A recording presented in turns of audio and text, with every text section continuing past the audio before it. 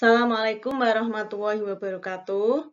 Apa kabar adik-adik? Semoga selalu dalam keadaan sehat walafiat. Bertemu lagi dengan Bu In dalam pembelajaran IPA.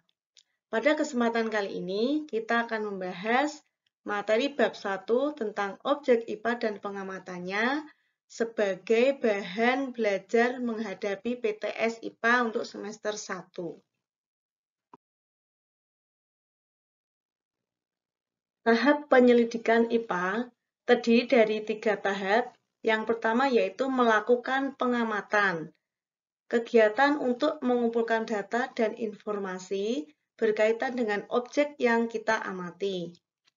Yang kedua, membuat inferensi, yaitu merumuskan penjelasan berdasarkan pengamatan dari objek yang kita amati. Kemudian yang ketiga, mengkomunikasikan baik secara lisan maupun secara tertulis. Kegunaan belajar IPA, setelah mempelajari IPA, diharapkan kita mampu untuk memahami berbagai hal di sekitar kita.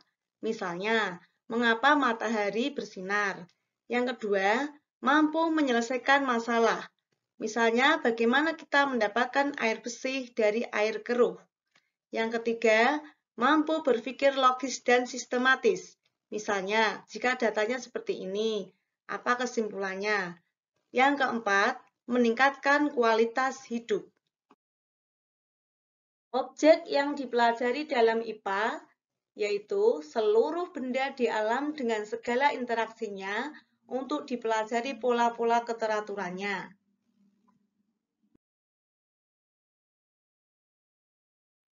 Objek yang diamati dalam IPA mulai dari benda renik, misalnya bakteri, penyusun atom, juga berupa benda-benda yang berukuran sangat besar, misalnya lautan, bumi, hingga jagat raya.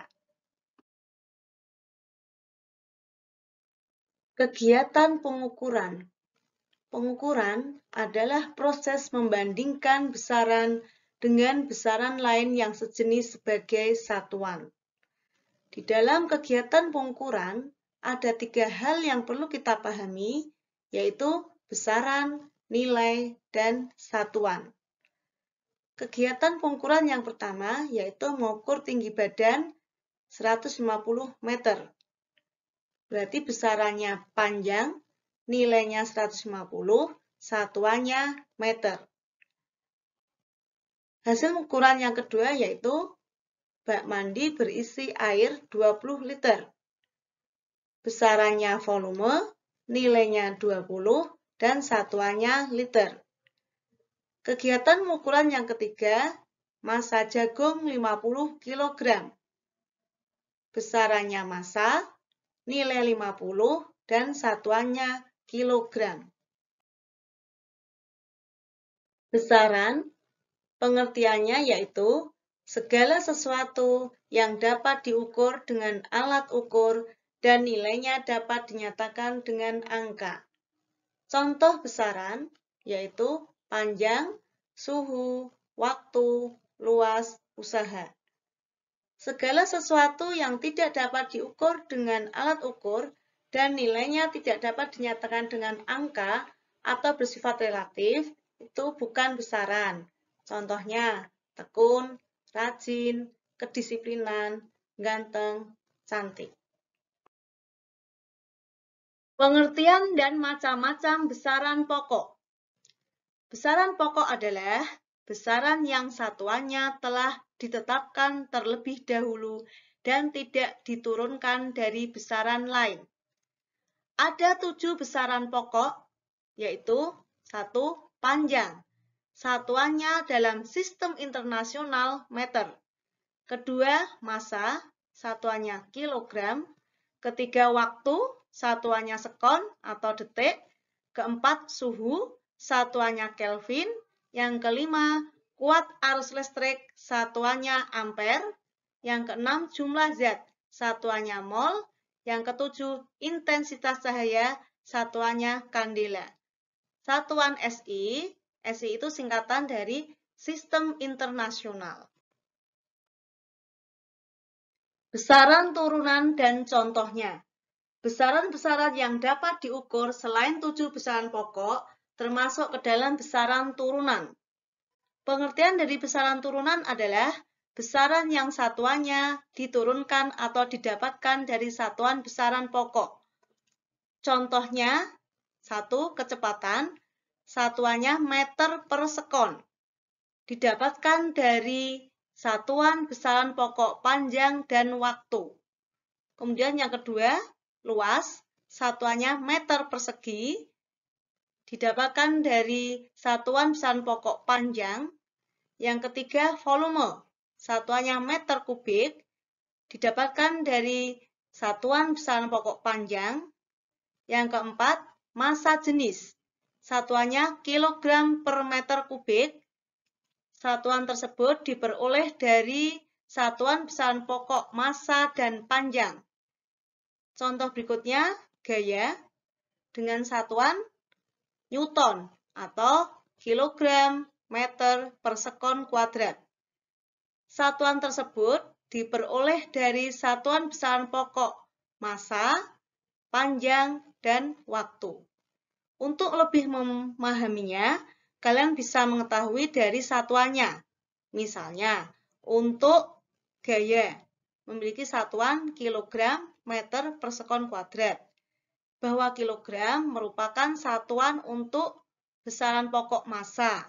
Meter adalah satuan untuk besaran pokok panjang dan sekon adalah satuan dari besaran pokok waktu. Materi berikutnya tentang satuan. Satuan dikelompokkan menjadi dua, yaitu satuan tak baku dan satuan baku. Pengertian dari satuan tak baku yaitu satuan yang apabila digunakan untuk melakukan kegiatan pengukuran, hasilnya tidak sama untuk semua orang. Misalnya, yaitu jengkal, depa, hasta, langkah. Setiap orang memiliki ukuran jengkal tangan yang berbeda, sehingga apabila digunakan untuk melakukan kegiatan pengukuran, akan mendapatkan hasil atau nilai yang berbeda. Berikutnya untuk satuan baku. Pengertian dari satuan baku adalah satuan yang apabila digunakan untuk melakukan kegiatan pengukuran, hasilnya sama untuk semua orang. Contohnya meter, kilogram, menit. Konversi satuan atau mengubah satuan. Adik-adik, sebenarnya materi ini sudah pernah kalian pelajari ketika di SD ya adik-adik. Masih ingat? Untuk kali ini kita ingat kembali mengubah satuan untuk besaran panjang, besaran massa, dan besaran waktu. Untuk besaran panjang bisa kita gunakan sistem tangga. Masih ingat ya adik-adik bagaimana caranya? Ya, contohnya misalnya akan kita konversi untuk satuan meter ke hektometer. Yaitu berarti 1 meter kita ubah ke hektometer, ini naik berapa kali adik-adik? Naik 2 kali ya, meter ke dekameter, kemudian dekameter ke hektometer. Karena naik 2 kali, maka kita bagi 100. Nah, hasilnya 1 meter itu sama dengan 0,01 hektometer. Contoh berikutnya, kita ubah untuk satuan cm ke milimeter. Kita lihat anak tangga. Untuk satuan cm ke milimeter, berarti turun 1 tangga, kita kalikan 10. Maka hasilnya 1 cm sama dengan 10 mm. Cukup mudah ya adik-adik. Berikutnya kita ingat lagi untuk konversi satuan besaran massa. 1 ton itu sama dengan 10 kuintal. 1 kuintal itu 100 kg, kemudian 1 kg itu 1000 gram. Berikutnya untuk besaran waktu. Kita ingat lagi, untuk waktu itu satuan jam ke menit, berarti ada 1 jam itu 60 menit, 1 menit itu 60 sekon. Atau istilah yang sering kita gunakan yaitu detik. Kemudian 1 jam itu sama dengan 3.600 sekon. Dalam kehidupan sehari-hari, Alat ukur diperlukan agar mempermudah dalam memperoleh nilai atau hasil yang tepat dari suatu besaran yang diukur. Alat ukur besaran panjang, misalnya ada penggaris, roll meter, meteran, meteran kain baju. Untuk penggunaan dari alat ukur tersebut bergantung dari objek yang akan kita ukur. Ketika kita ingin mengetahui panjang atau lebar dari bangunan, maka bisa kita gunakan roll meter atau meteran. Alat ukur besaran panjang berikutnya ada jangka sorong dan mikrometerskop. Pernahkah adik-adik melihat alat ukur seperti ini? Jangka sorong biasanya digunakan untuk mengetahui diameter pipa, diameter uang logam, atau panjang gelas ukur.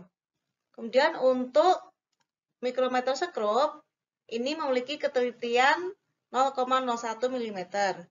Di antara beberapa alat ukur panjang, mikrometerskop ini memiliki tingkat ketelitian yang paling besar. Mikrometerskop biasanya digunakan untuk mengetahui tebal benda yang berbentuk plat, lembaran, atau mengukur diameter kawat. Alat ukur besaran massa, contohnya ada neraca Oghuz, neraca sama lengan, neraca lengan gantung, dan neraca digital. Untuk neraca Oghuz biasanya digunakan dalam kegiatan pengukuran massa di laboratorium. Untuk jenisnya ada neraca Oghuz digital, neraca Oghuz 2 lengan, neraca Oghuz 3 lengan, dan neraca Oghuz 4 lengan. Untuk neraca sama lengan digunakan dalam kegiatan pengukuran massa emas, digunakan oleh orang yang jual beli emas. Kemudian untuk neraca lengan gantung digunakan untuk menimbang padi, jagung, atau kacang. Yang terakhir untuk contohnya neraca digital digunakan dalam kegiatan jual beli di pasar ataupun toko-toko.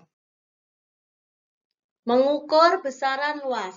Masih ingat adik-adik, besaran luas termasuk dalam besaran pokok atau besaran turunan. Ya, bahwa besaran luas itu termasuk dalam besaran turunan.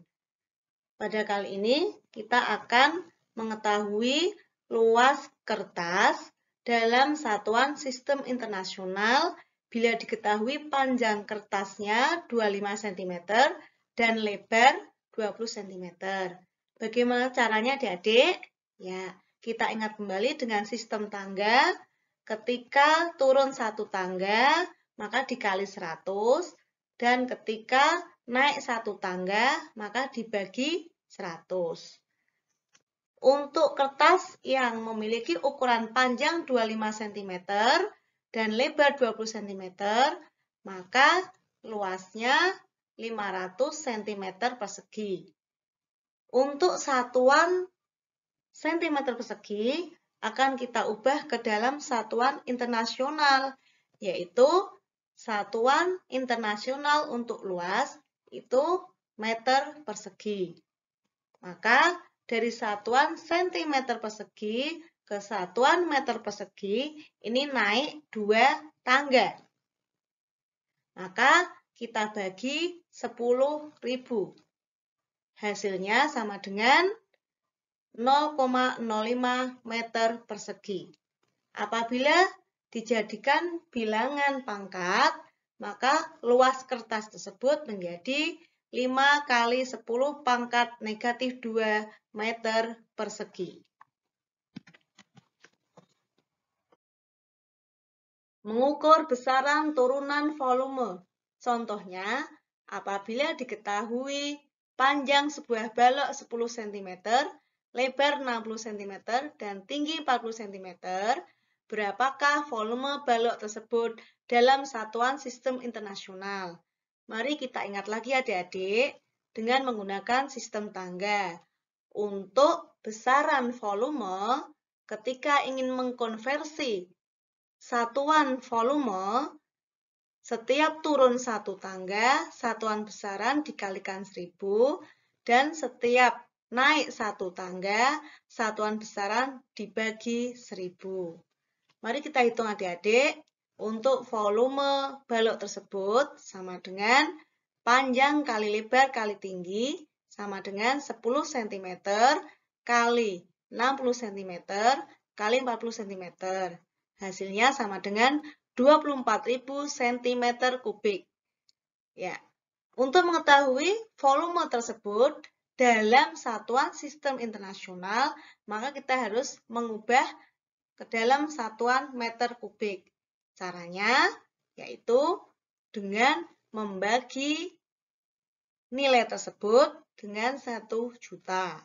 Ya, karena cm kubik ke meter kubik ini naik 2 tangga. Maka hasilnya sama dengan 0,024 meter kubik. Demikian ulasan materi bab 1 tentang objek IPA dan pengamatannya. Semoga bermanfaat. Salam sepenjajaya. Wassalamualaikum warahmatullahi wabarakatuh.